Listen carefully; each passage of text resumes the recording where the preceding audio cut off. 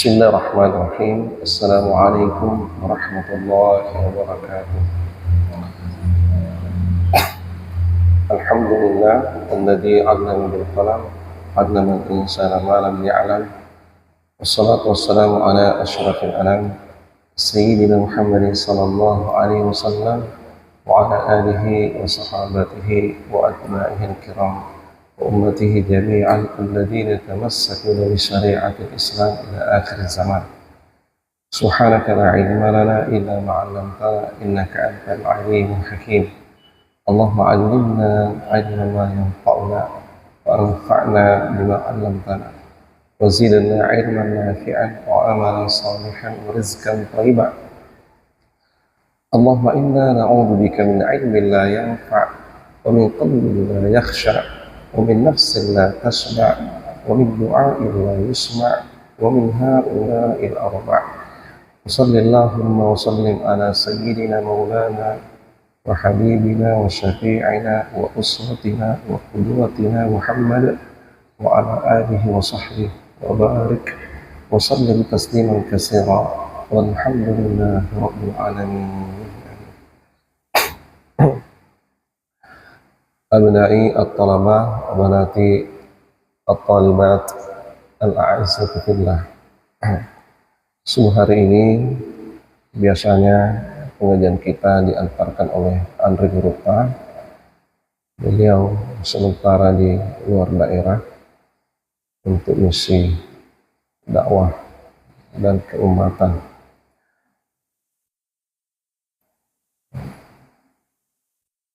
Kita doakan semoga Andri Gurupa dalam lindungan Yang Maha Kuasa hingga kembali nanti membersamai kita dan melanjutkan pengajian kita seperti biasanya untuk setiap subuh Selasa dan subuh Rabu. Melanjutkan apa yang disampaikan oleh beliau subuh kemarin tentang nasihat kepada para pecinta dan penuntut ilmu. Kami sudah membuatkan ikhtisar dan share ke beberapa WA group dan bahkan posting di sosmed supaya banyak yang bisa akses mengambil istifadah dari butir-butir nasihat yang beliau sampaikan. Itu sangat mengena dan sangat meresap ketika itu direnungkan.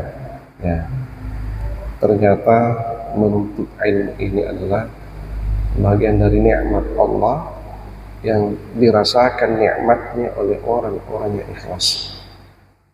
Sekarang kita diminta untuk mempelajari ikhlas itu seperti apa, dan bagaimana menjalaninya. Ketika seorang hamba memahami makna sebuah keikhlasan lalu meniti jalannya, insya Allah hidupnya akan nikmat. Jangankan nikmat, keadaan musibah pun itu terasa lesat bagi orang yang memahami arti sebuah keikhlasan. Jangankan nikmat yang dipahami oleh orang awam, musibah pun bagi orang yang ikhlas mampu merasakan lesatnya.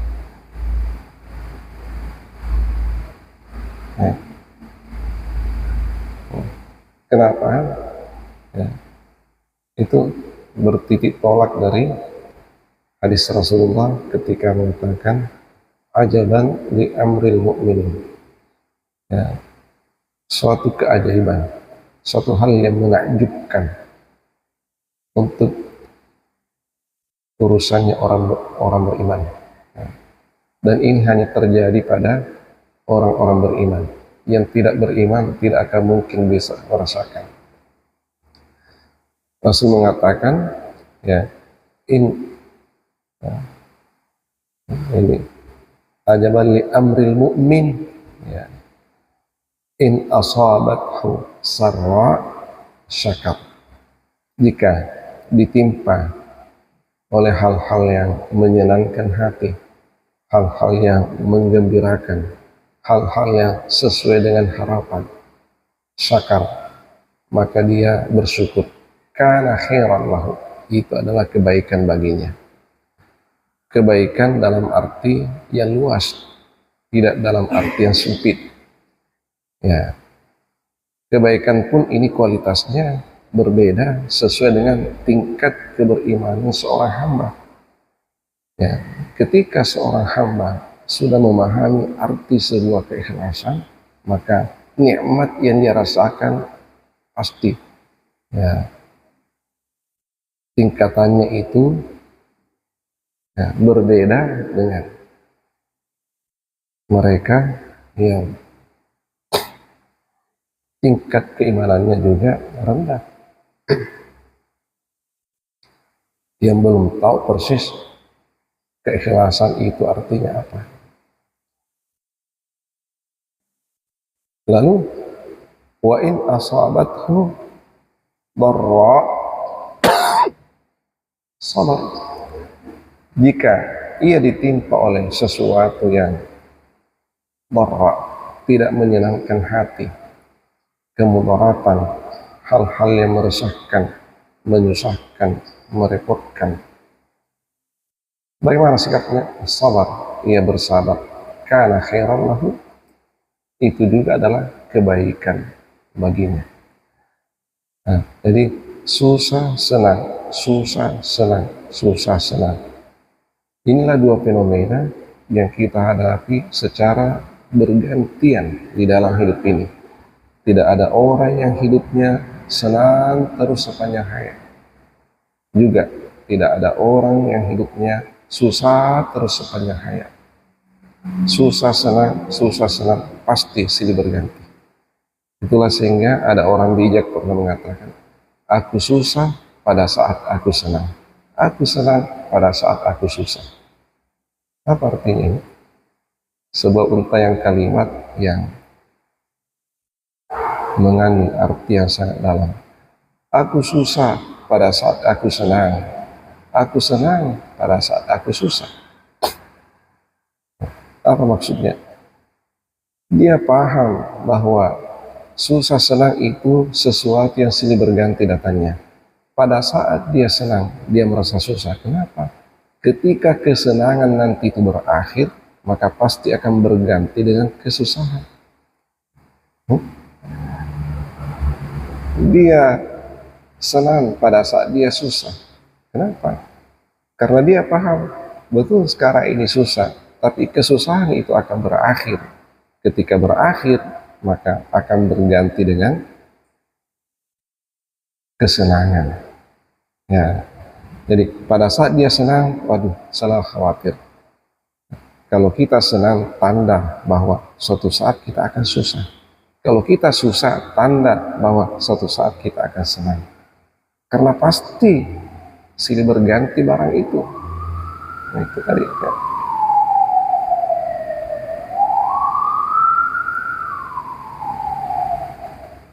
Ya.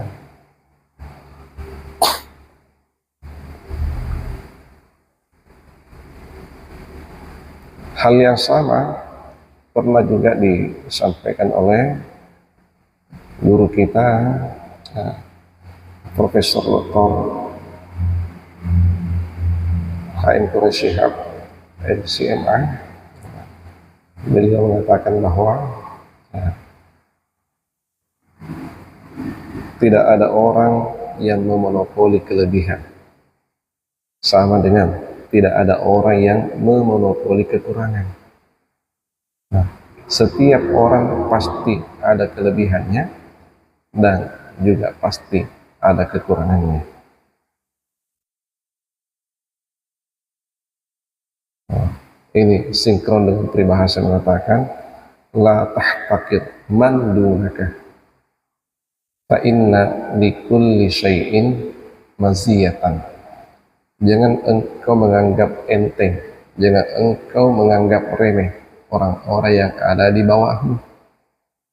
Oleh karena setiap sesuatu pasti ada kelebihannya. Setiap orang pasti ada kelebihannya. Nah, jadi itu tadi kata maguru kita, tidak ada orang yang memonopoli semua kelebihan. Sama dengan tidak ada orang yang memonopoli semua kekurangan. Semakin banyak kelebihannya seseorang, biasanya juga semakin banyak kekurangannya. Semakin banyak kekurangannya seseorang, insya Allah juga semakin banyak kelebihannya. Karena di balik kekurangan itu ada kelebihan. Di balik kelebihan itu ada kekurangan. Hanya saja celakanya sebagian orang karena dia tidak tahu kelebihannya apa. Lebih celaka lagi kalau tidak tahu kekurangannya apa. Berarti dia tidak mengenal dirinya siapa. Nah, orang yang beruntung, orang yang tahu persis kelebihannya apa. Dipupuklah kelebihannya itu, diarahkanlah kelebihannya itu untuk mendapatkan manfaat dan memberi manfaat yang sebanyak-banyaknya dan sebaik-baiknya.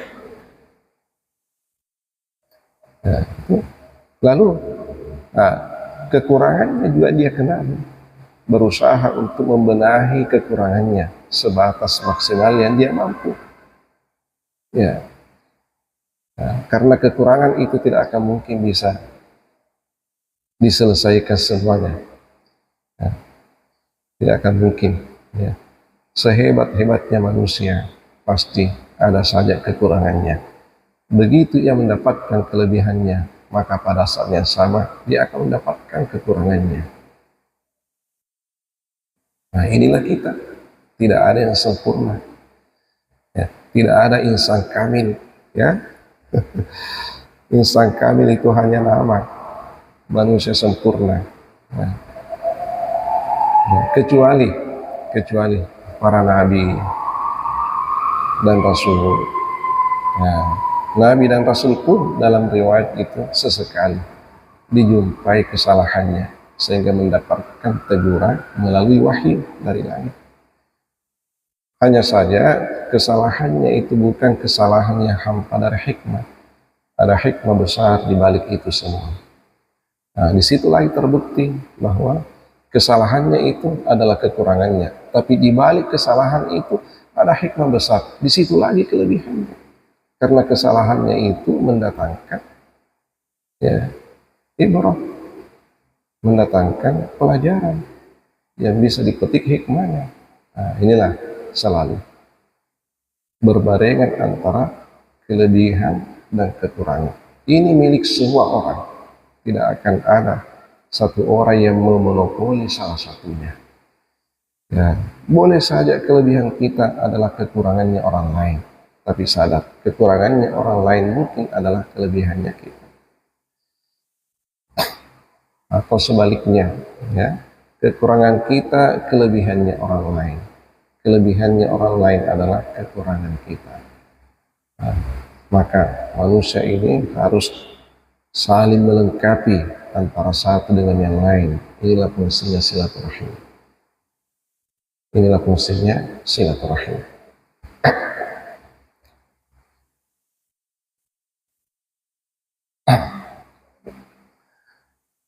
Ya, kita kembali. Ya.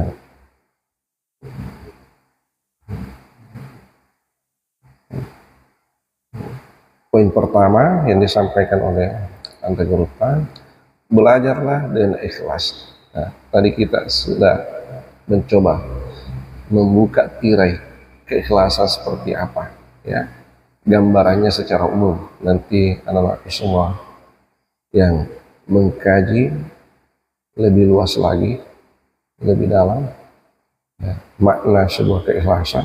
Semakin paham engkau makna sebuah keikhlasan, semakin mungkin engkau merasakan kenikmatan di dalam hidup yang engkau jalani.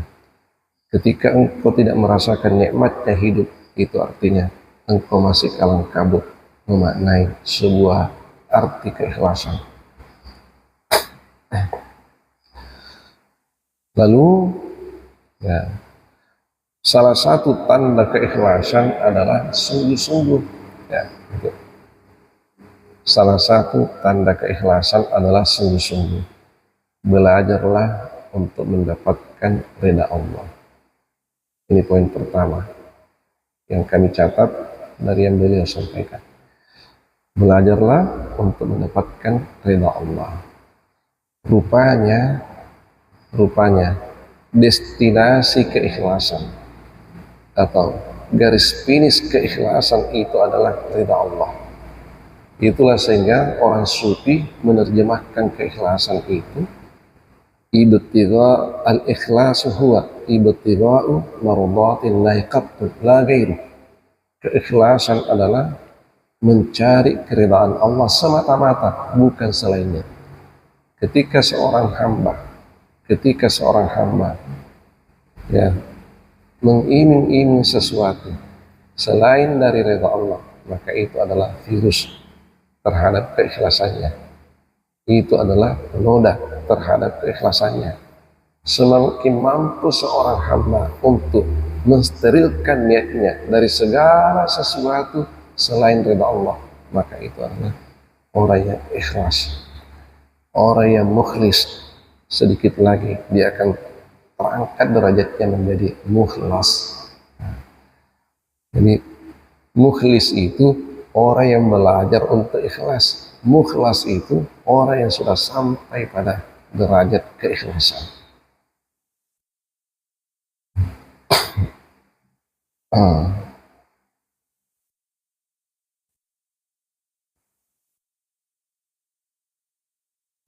Ya, Bismillah.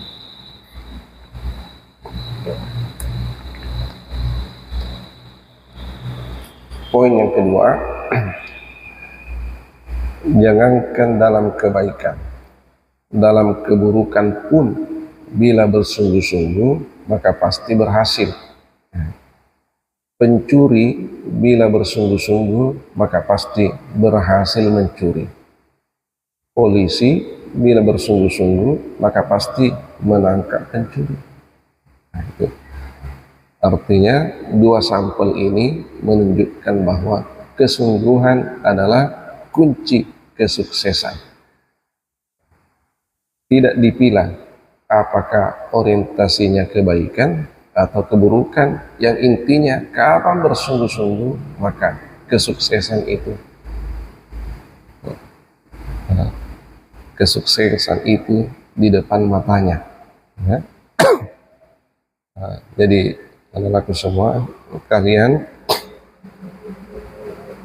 dalam proses menuntut ilmu, dalam proses jihad ilmu, ya, yang pasti bahwa apa yang kalian targetkan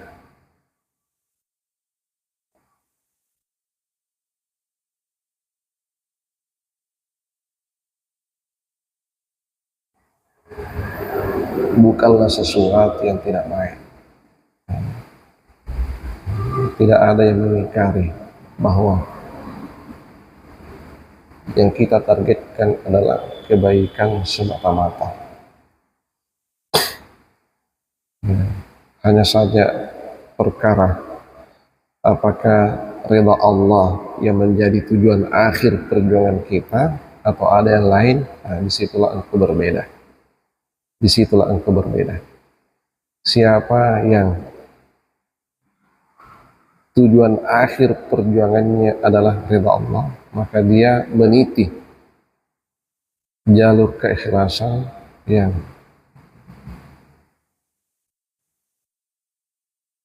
lurus untuk mendapatkan keridhaan Tuhannya.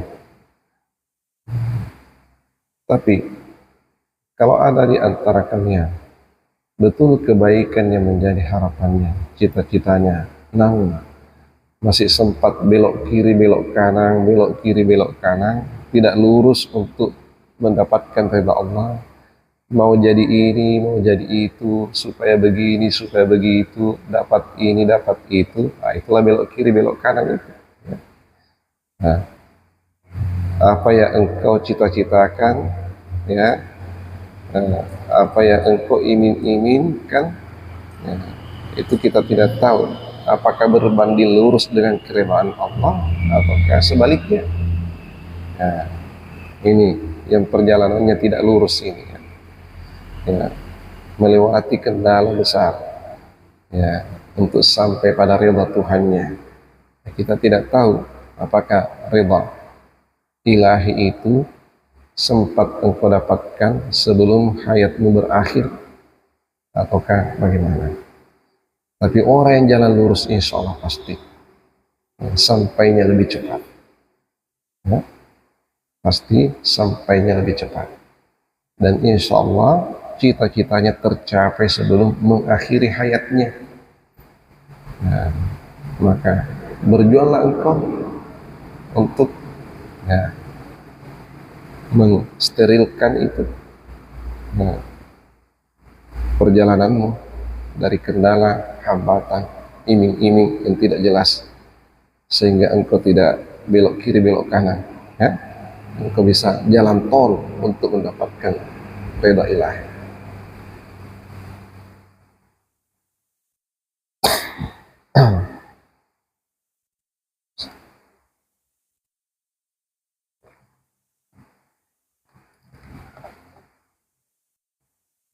Ya, dilengkapi dengan peribahasa yang mengatakan manjada wajadah.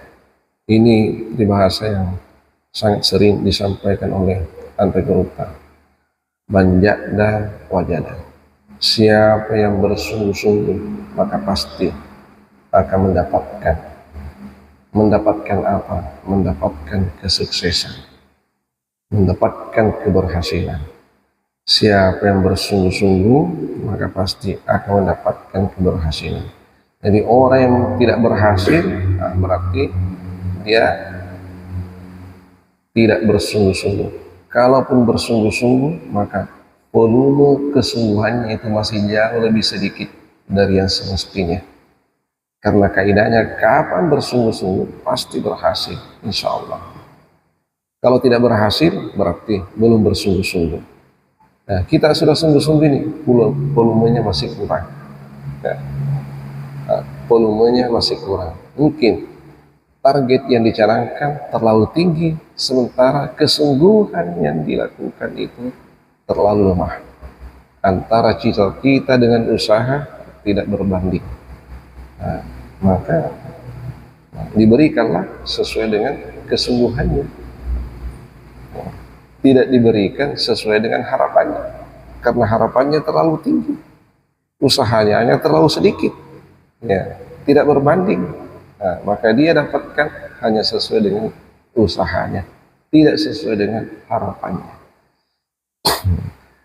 Tapi kalau seorang mahasantri, mahasantriwati, cita-citanya setinggi langit, aliku amalakum kartifa'is sama, gantungkan cita-citamu setinggi langit.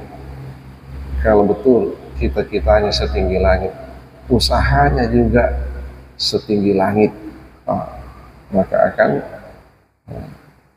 berbanding antara cita-cita dan usaha. Insya Allah tinggal di backup oleh doa.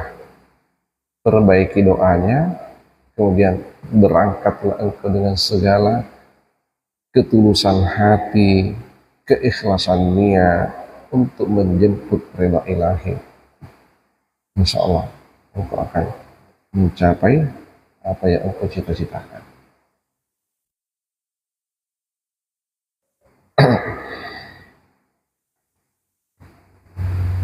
Nah, poin yang keempat, miliki istiqamah, tak laput oleh hujan, tak lekang oleh panas. Nah, ini peribahasa. Istiqamah, tak laput oleh hujan, tak lekang oleh panas. Apa artinya? Miliki pendirian yang teguh, tidak mudah berubah, kendati diguyur oleh tantangan yang hebat. Nah, pendirian yang teguh, tidak mudah berubah, kendati diguyur oleh tantangan yang hebat. Itulah orang yang memiliki kepribadian orang yang memiliki prinsip, orang yang memiliki sikap istiqamah. Ya. Kalau engkau mau menguji dirimu, apakah orang istiqamah atau setengah istiqamah atau belum bisa istiqamah, engkau belajar dari hal yang sangat dekat. Ya, ya, salat jamaah. Ini dulu, salat jamaah.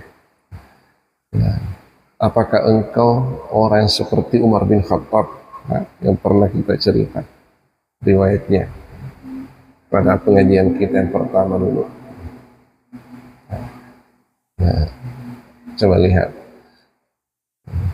orang yang istiqamah dengan salat jamaahnya, ya, ya, bagaimanapun hebatnya dan bagaimanapun lebatnya hujan, pasti ada saja usahanya untuk sampai ke masjid. Nah, ini orang istiqamah ini. Bagaimanapun hebatnya urusannya, bagaimanapun lebatnya hujan misalnya, ada saja usahanya untuk sampai ke masjid. Tapi orang yang istiqamah, orang yang setengah istiqamah, begitu hujan, alhamdulillah wa syukurillah, ya, sholat di rumah tetap dapat pahala sholat jamaah. Kenapa? Karena uzur. Ya, boleh saja berdasarkan hadis sahih riwayat Muslim seperti itu. Tapi orang yang istiqamah tidak hanya puas dengan pahala, tapi ini batinnya tidak tenang kalau tidak sholat jamaah di masjid. Batinnya tidak tenang kalau tidak sholat jamaah di masjid. Sekalipun paham hadis itu bahwa ya man marada aw safara kutiba lahu maka ya'malu sahihun muqimun. Itu hadis sahih riwayat Muslim. Siapa yang sakit atau musafir, intinya uzur, lalu ia tidak melaksanakan amalannya seperti biasa, dia ahli jamaah, ahli sholat jamaah, tapi karena sakit atau karena musafir sehingga dia tidak sempat lagi berjamaah, maka dia tetap diberi pahala seperti orang yang mukim tidak musafir, seperti orang yang sehat tidak sakit. Nah, dari segi pahala insya Allah bisa dapat, tapi dari segi kepuasan batin ia merasa tetap tidak puas batinnya kalau tidak datang berjamaah di masjid. Nah, inilah orang yang istiqamah ini. Ya, orang yang istiqamah ini baru sholat jamaah. Nah, kalau engkau bisa mengukur keistiqamahanmu, ya, ukurlah dari hal-hal yang sederhana seperti itu. Sama dengan bersedekah. Bersedekah itu tidak hanya ketika kita lapang. Bahkan menurut orang sufi, sedekah yang paling lezat itu ketika kita susah. Ya? Orang sufi itu mengatakan sedekah yang paling lezat ketika kita susah. Wa yu'thiruna ala anfusihim wa kana bihim khasasah. Itu para sahabat.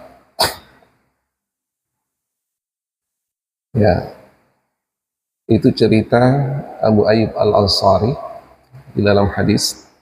Suatu ketika Rasulullah kedatangan tamu di malam hari. Lalu kebiasaannya Rasul setiap tamunya datang, yang paling pertama ditanyakan, sudahkah makan belum? Nah, itu perutnya ditanyakan, sudahkah makan belum? Nah, dulu tidak seperti sekarang, banyak warung. Lalu dulu ya tidak seperti sekarang, ya, ekonomi ekonomi ya sangat-sangat terbatas. Ya. Orang musafir kadang tidak punya bekal. Ya. Nah, begitu tamunya datang ditanya, sudah makan belum? Ternyata belum. Ya Allah.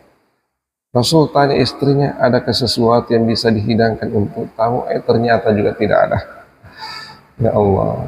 Jadi di sini potret kehidupan Rasulullah. Meja makannya tidak selalu siap hidangan. meja makannya tidak selalu siap hidangan.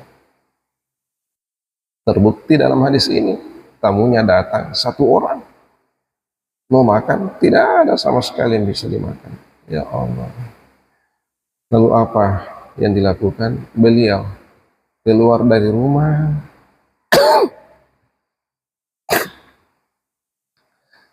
menyampaikan kepada seluruh tetangganya, wahai para sahabatku, adakah di antara kalian yang bersedia untuk menerima tamunya Rasulullah? Adakah di antara kalian yang bersedia untuk menerima tamunya Rasulullah?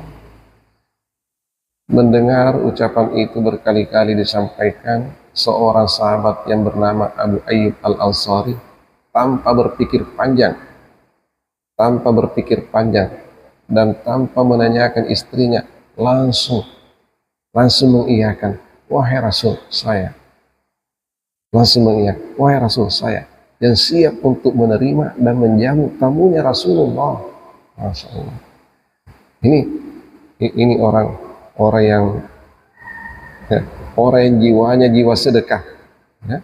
Orang yang jiwanya jiwa sedekah, tidak berpikir panjang apakah ada atau tidak, langsung kami yang siap menerima tamunya Rasulullah. Rasul sangat megah karena ada sahabat yang sudah siap menanggung beban ini, ya. Diambillah tamu itu, dibawa ke rumahnya, sampai di rumahnya baru ditanya istrinya, anaknya sudah tidur. Wahai istriku, kita mendapatkan keberuntungan malam ini. Apa wahai abah? Ini kita yang terpilih untuk menerima tamunya Rasulullah.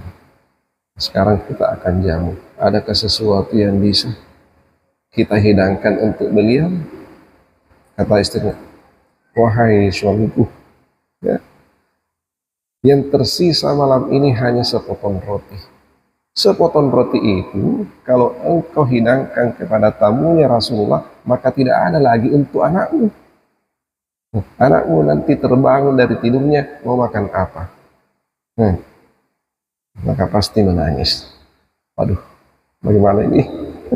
Ya, kondisi terjepit juga.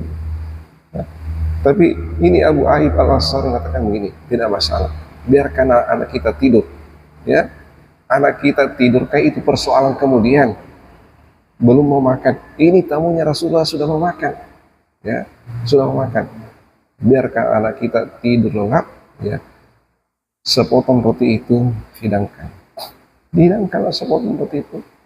Ya, sebelum dihidangkan sepotong roti itu, lampunya dimatikan. Lampunya dimatikan. Nah, lalu dipanggil untuk makan. Ya, dalam suasana gelap, ya, diserahkanlah sepotong roti itu untuk dimakan. Tamu ini bertanya, waduh, kenapa lampunya dimatikan? Abu Ayyub Al-Ansari mengatakan, ini kebiasaan kami ketika makan di malam hari. Ini kebiasaan kami ketika makan di malam hari, supaya tamu itu tidak malu-malu makan. Padahal Abu Ayyub Al-Ansari juga malu karena persiapannya hanya sepotong roti. Beliau hanya, ya, pegang piring, pegang sendok, lalu dibunyi-bunyikan sendoknya, ya, supaya terkesan dia juga makan seperti tamu ini makan. Masya Allah. Nah ini, nah, itulah sehingga turun ayat tadi itu, wa yu'siruna ala anfusihim walau kana bihim khasasa. Ia kadang mendahulukan orang lain daripada dirinya sendiri, sementara dia sendiri sangat membutuhkan. Dia sendiri sangat membutuhkan, tapi dia mendahulukan orang lain yang lebih butuh lagi daripada dirinya. Anaknya sangat membutuhkan yang sepotong roti itu, tapi tamunya lebih butuh. Anaknya masih tidur, maka diserahkanlah yang sepotong roti itu untuk tamunya Rasulullah. Kenapa ini bisa terjadi? Karena Abu Ayyub Al-Ansari adalah seorang sahabat Rasulullah yang ahli sedekah. Ahli sedekah. Nah, ahli sedekah seperti ini merasakan nikmatnya sedekah ketika dia merasa susah. Orang yang lapang bersedekah sesuatu yang biasa, tapi orang yang susah bersedekah sesuatu yang luar biasa. Hah? Orang yang susah bersedekah sesuatu yang luar biasa. Orang yang lapang bersedekah sesuatu yang biasa. Sekarang kualitasnya samakah yang biasa dengan yang luar biasa? Hah? Dan juga orang yang lapang lalu tidak mau bersedekah, luar biasa juga. Sesuatu yang luar biasa, tapi luar biasanya itu minus, bukan plus. Ya. Lapang rezekinya, lalu tidak mau bersedekah, luar biasa juga itu. Luar biasa minusnya. Tapi sempit rezekinya, tapi luar biasa lapangnya bersedekah. Wah, itu luar biasa plusnya. Ini